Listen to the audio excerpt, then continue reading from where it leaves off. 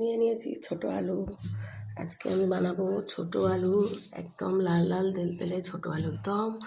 ভালো করে প্রেসারে সিটি মেরে নেবো।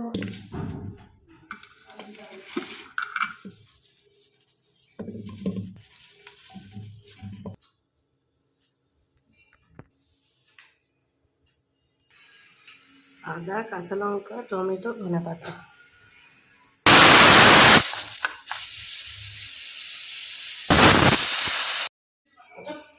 আলু সেদ্ধ হয়ে গেছে, আলুগুলো ভালো করে ছাড়িয়ে নিয়েছি। টমেটো, ধনেপাতা, আদা, কাঁচা লঙ্কা, কড়াইশুঁটি।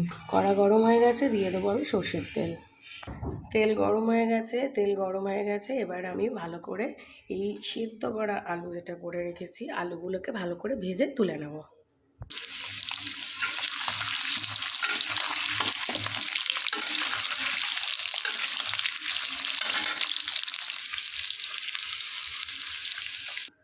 আলুগুলোকে ভালো করে ভেজে নিয়েছি, ভেজে নিয়ে আমি তুলে নিলাম।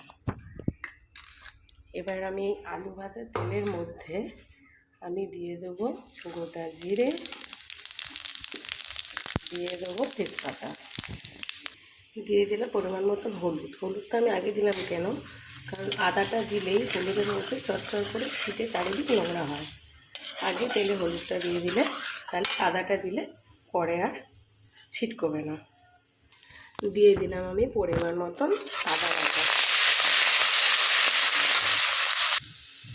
আমিষ আমরা অনেকে অনেক রকমভাবে খাই, কিন্তু নিরামিষের দিন যদি এইভাবে একবার আলুর দম বানিয়ে ফেলেন, কচুরি, পরোটা, লুচি আর সাথেই খাবেন, খুব ভালো লাগবে খেতে। দিয়ে দেবো আমি পরিমাণ মতো নুন,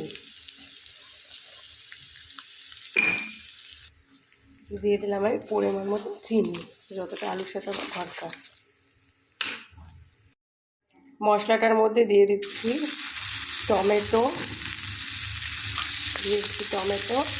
আর চেরা 4টে কাঁচা লঙ্কা, দিয়ে ভালো করে মশলাটা কষাবো।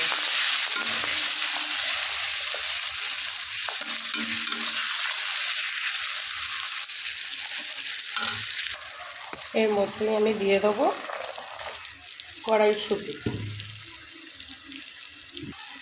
এবার আমি দিয়ে দেবো ঝালের জন্য অল্প লঙ্কার গুঁড়ো, পরিমাণ মতো লঙ্কার গুঁড়ো দেবো।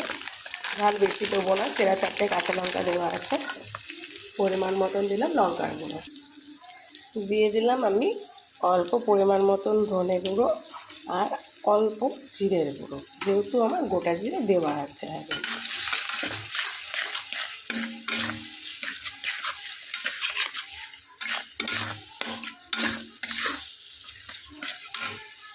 আমার মশলা ভালো করে কষানো হয়ে গেছে, মশলা থেকে ভালো করে দেখো তেল ছেড়ে গেছে। এবার আমি ভেজে রাখা আলুগুলো দিয়ে দিলাম।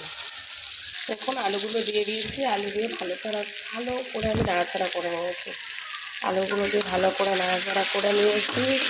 মশলাটা ঢুকলে তারপর আমি অল্প নুন দিয়ে অল্প গরম জল দেবো, এমনি কাঁচা জল দেবো না। আর আমি ধনেপাতা উপর থেকে ছড়িয়ে নামিয়ে নেবো। দেখাচ্ছি আপনাদেরকে পুরো ভিডিওটা। একদিন নিরামিষের দিনে এভাবে রান্না করে দেখবেন। এই আলুর দমটা একদম শুকনো শুকনো হবে, তাই গরম করে নিয়েছি জল, অল্প পরিমাণে জল দিয়ে নেবো। মতন আমি জল দিয়ে দিয়েছি, একটু ফুটে গেলে শুকনো শুকনো হলে আমি ধনেপাতা ছড়িয়ে নামিয়ে নেব গরম মশলা দিয়ে। জল দিয়ে দিয়েছি, ভালো করে ফুটছে। এবার আমি ওপর থেকে দিয়ে দিলাম ধনেপাতা। এটা সত্যি খাবারের টেস্টটা একদম অন্যরকম নিয়ে আসে।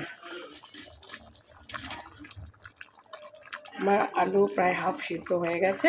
এবার আমি আলুর দমটা বন্ধ করে দেবো। দেখাচ্ছি তোমাকে আর 5-7 মিনিট ফুটে যাক।